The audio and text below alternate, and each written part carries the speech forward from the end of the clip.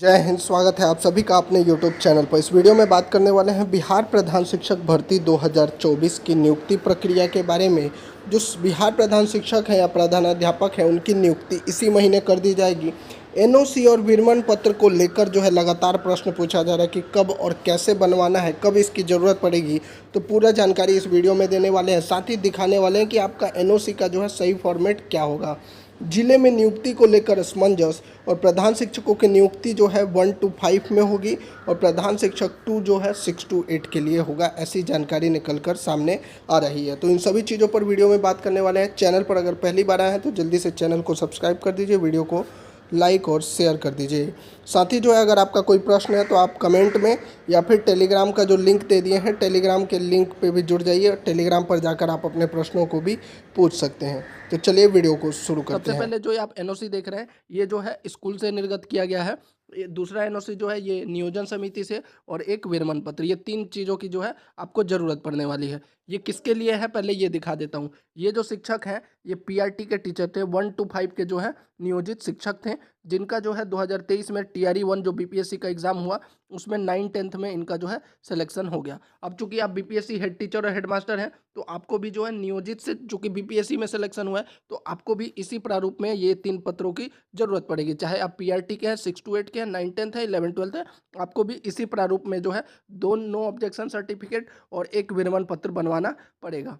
पहला जो है आपको स्कूल से बनवाना है, दूसरा आपका नियोजन समिति या जो भी नियोजन इकाई है या फिर नगर निकाय है वहाँ से बनवाना है, और तीसरा विरमण पत्र भी आपको वहीं से बनवाना है जो नियोजन है या फिर नगर निकाय है। अब यहाँ पर देख लीजिए क्या फॉर्मेट रहता है और क्या क्या इसमें होता है। तो ये 1 to 5 का जो स्कूल से बना है पहले उसको देख लीजिए। ये डेट वगैरह तो सब ठीक है। प्रमाणित किया जाता है कि शिक्षक का नाम रहेगा, पिता का नाम, किस विषय के और पद प्राथमिक शिक्षक थे के रूप में, योगदान तिथि रहेगा, से पदस्थापित विद्यालय में, विद्यालय का डिटेल है यहाँ पर, उक्त अवधि में इनका कार्य संतोषप्रद रहा है, इनके जिम्मे किसी प्रकार का जो है बकाया शेष नहीं है और न ही इन पर किसी भी प्रकार की कोई आरोप लंबित है।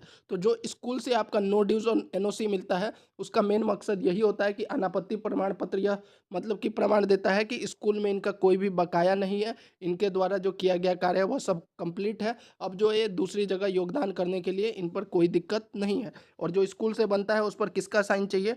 आपका जो प्रधानाध्यापक है उनका जो है यहाँ पर हस्ताक्षर चाहिए होता है। तो ये हो गया जो पहला एनओसी जो है ये आपको स्कूल से बनवाना है। कब बनवाना है इसकी भी जानकारी मैं आपको आगे दे दूंगा।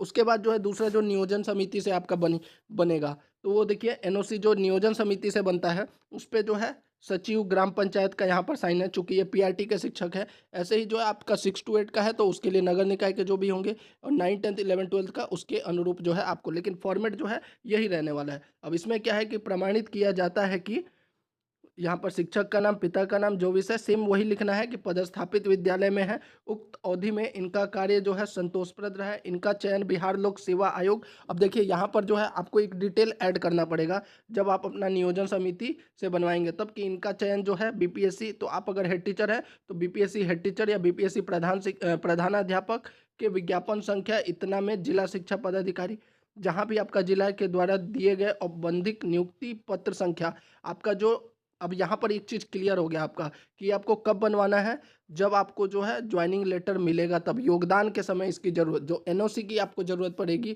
या विरमण पत्र की, ये आपको नए विद्यालय में योगदान के समय पर मिलेगा। दिनांक इतना के आलोक में अध्यापक के पद पर हुआ है, अतः इन्हें आवंटित विद्यालय प्रखंड जिला में योगदान हेतु किसी भी प्रकार का विभागीय आपत्ति नहीं है।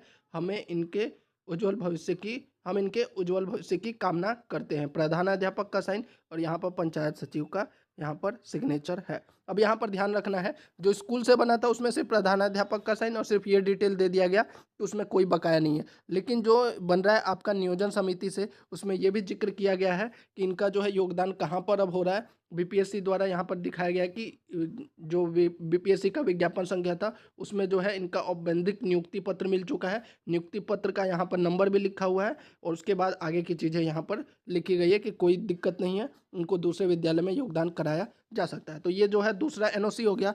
तीसरा जो आपका विरमण पत्र होता है उसमें देखिए उसमें क्या होता है कि प्रमाणित किया जाता है कि यहाँ भी वही डिटेल होगा जो आपका पर्सनल डिटेल है, और यहाँ भी वही रहेगा कि उक्त अवधि में इनका कार्य जो है संतोषप्रद, मतलब कि ठीक रहा है, इनका चयन बिहार लोक, वही चीज़ सेम लिख दिया के द्वारा औपबंधिक नियुक्ति पत्र संख्या दिनांक इतना में। देखिए, एनओसी होता है कि इनके ऊपर कोई बकाया नहीं है, और विरमण पत्र होता है कि आप दूसरी जगह जाकर कर सकते हैं। अतः दिनांक इतना को इन्हें आवंटित विद्यालय इतना में योगदान हेतु विरमित किया जाता है। वर्ष 2023 में अब तक इन्होंने कुल इतना आकस्मिक अवकाश का उपयोग किया है। तो ये मतलब कि पिछला जो है स्कूल का भी इनका जानकारी दिया जा रहा है कि 2023 जो ये नियोजित शिक्षक थे, तो 2023 में इनका कितना छुट्टी कटा है वो भी जानकारी है। इस पर भी जो है आपका प्रधानाध्यापक का और पंचायत सचिव का, यहाँ पर जो है ग्राम पंचायत सचिव का सिग्नेचर है। तो कुल मिलाकर देखिए 2 एनओसी और 1 विरमण पत्र आपको बनाना पड़ेगा। एक आपका स्कूल से, बाकी पंचायत समिति जो है नियोजन समिति वहाँ से बनेगा, विरमण पत्र भी आपका वहीं से बनेगा। अब यहाँ पर जो सवाल आ रहा है कि कब बनेगा, तो यहाँ पर क्लियरली आपको समझ में आ गया कि ये जब है आपको ज्वाइनिंग लेटर मिल जाएगा, जब आप योगदान के लिए जाएंगे नए विद्यालय में, तब आपको ज़रूरत पड़ेगा। इसका आपको डॉक्यूमेंट वेरिफिकेशन में आपको नहीं चाहिए। जब आपका काउंसलिंग होगा तब आपको एनओसी और विरमण की ज़रूरत नहीं है। इसकी ज़रूरत आपको पड़ेगी जब आप ज्वाइनिंग करने के लिए जाइएगा। तो अब बात करते हैं, देखिए जो आप लोग लगातार जो प्रश्न पूछ रहे हैं कि नियुक्ति प्रक्रिया को लेकर, तो देखिए अभी जो है जो प्रधान शिक्षक और प्रधानाध्यापक की नियुक्ति जो है वह दिसंबर में ही कर ली जाएगी। और यह मैं किस आधार पे कह रहा हूँ, तो अभी जो है एसीएस का जो इंटरव्यू था उसमें उन्होंने क्लियरली कहा है कि काउंसलिंग प्रक्रिया जो है वह दिसंबर में ही करके और दिसंबर में ही इनकी नियुक्ति प्रक्रिया कर ली जाएगी। चूँकि जो है यह बीपीएससी द्वारा एग्ज़ाम कंडक्ट किया गया है, तो इसमें ज़्यादा दिक्कतें नहीं होंगी। काउंसलिंग में भी जो है आपका जो काउंसलिंग का है, जो डॉक्यूमेंट आपने अपलोड किया है बस उसी को जो है आपको वापस से जो है डाउनलोड करना है, और उस पर बीपीएससी का वाटरमार्क रहेगा।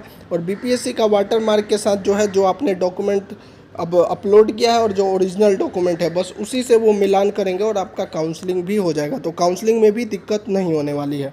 जिले में नियुक्ति को लेकर जब उनसे प्रश्न पूछा गया तो उन्होंने थोड़ा सा जो जवाब दिया उसमें उन्होंने कहा कि जो आपका नोटिफिकेशन है उसमें विकल्प दिया गया था, लेकिन ऐसा कोई भी विकल्प जो है वो नोटिफिकेशन में नहीं था। जहाँ तक हमारी जानकारी है कि सभी शिक्षकों की, ज़्यादातर प्रधान शिक्षकों की नियुक्ति जो है अपने ज़िले में ही होगी। लेकिन जो ये विकल्प देने की बात कही गई है, अभी तक जो है ना फॉर्म भरते समय विकल्प लिया गया है, ना ही जो है बाद में कोई विकल्प का ऑप्शन दिया गया। तो हो सकता है कि काउंसलिंग के समय जो है आपको ज़िले के लिए जो है विकल्प देने का अवसर मिले।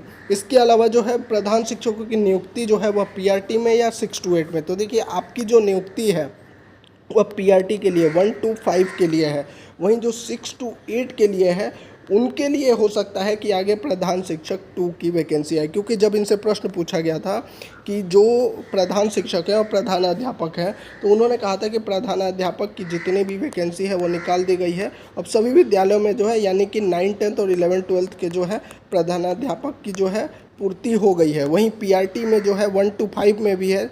अब ये प्रधान शिक्षकों की नियुक्ति के बाद जो है प्रधान शिक्षकों की नियुक्ति कर दी जाएगी। बच जाएंगे सिर्फ 6 to 8 के लिए, और इनकी अलग से हम नियुक्ति करेंगे। तो यानी 6 to 8 के लिए जो नियुक्ति होगी वह प्रधान शिक्षक 2 के द्वारा होगी। अब कुछ लोग इसको लेकर कह रहे हैं फरवरी में, मार्च में। देखिए इसकी अभी तक कोई भी जानकारी नहीं है कि प्रधान शिक्षक 2.0 कब तक आएगा। लेकिन हाँ, 1 to 5, 9th 10th 11th 12th का हो चुका है। अब जो है जो भी प्रक्रिया होगी वह 6 to 8 के लिए होगी। तो ये थी पूरी जानकारी। आपको अच्छी लगी हो तो चैनल को जरूर सब्सक्राइब कर दीजिए। अगर आपका कोई प्रश्न है तो कमेंट में या टेलीग्राम पर जुड़कर पूछ सकते हैं। जय हिंद।